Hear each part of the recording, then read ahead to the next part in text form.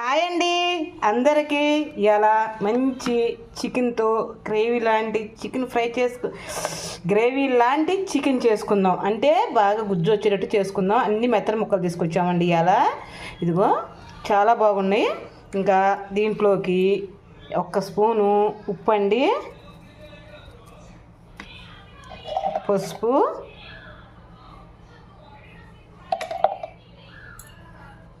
తర్వాత 2 స్పూన్లు కారం వేస్తున్నాను.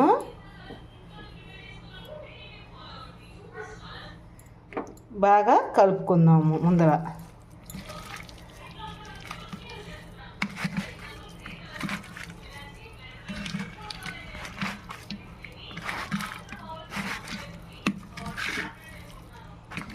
బాగా కలుపుకొని ఇది పక్కన పెట్టేసుకుందాం. ఇదిగోండి జార్ తీసుకొని దాంట్లోకి ఒక 5-6 జీడిపప్పులు, ఎండి కొబ్బరి ముక్కలు, తర్వాత చిన్నులపై అల్లం ముక్కలు శుభ్రం కడుక్కొని వేసుకోండి. ఇంతవరకు మెత్తగా పేస్ట్ చేసేసుకుందాం. ఇంట్లోకి కొంచెం అల్లం వెల్లుల్లి పేస్ట్ వేసుకున్నాం కదా, అది కూడా వేసేద్దాం. వేసి మొత్తం శుభ్రంగా కలుపుకుందాం.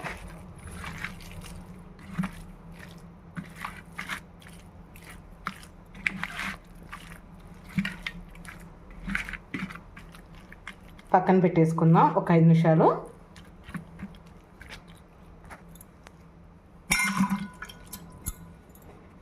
స్టవ్ మీద గిన్నె పెట్టుకొని ఒక 3 స్పూన్లు ఆయిల్ పోసుకుందామండి. చాలు, అది కొద్దిగా వేడెక్కనిద్దాం. కొంచెం వేడెక్కింది. మనం 2 పెద్ద ఉల్లిపాయలు కోసుకున్న, 1 పచ్చిమిరపకాయ, 1 టమాటానండి. ఇదిగో ఇలా కోసుకున్నాను. కొంచెం వేడెక్కగానే దాంట్లో వేసేసుకుందాం. అవి బాగా ఫ్రై చేసుకుందాం.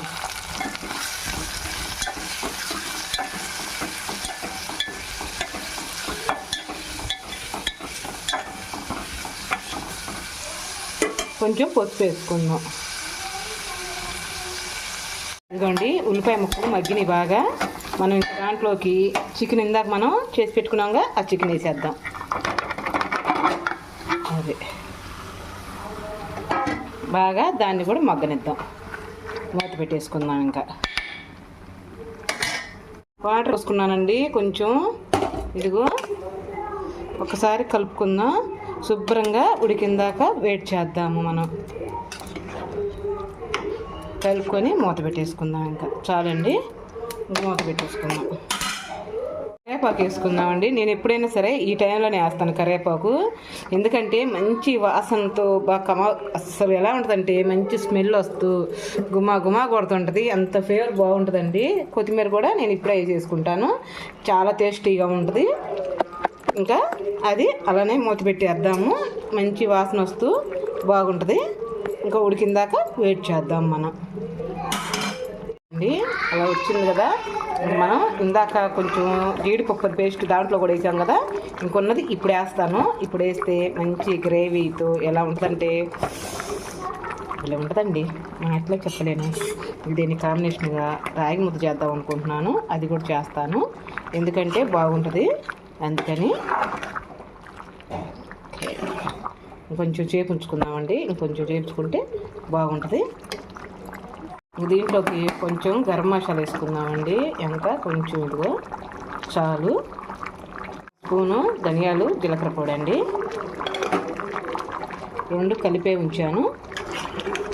ఇంకా కాసేపు ఉంచుకొని తీసేద్దాం. ఇంకా స్టవ్ ఆపేసుకుందాం.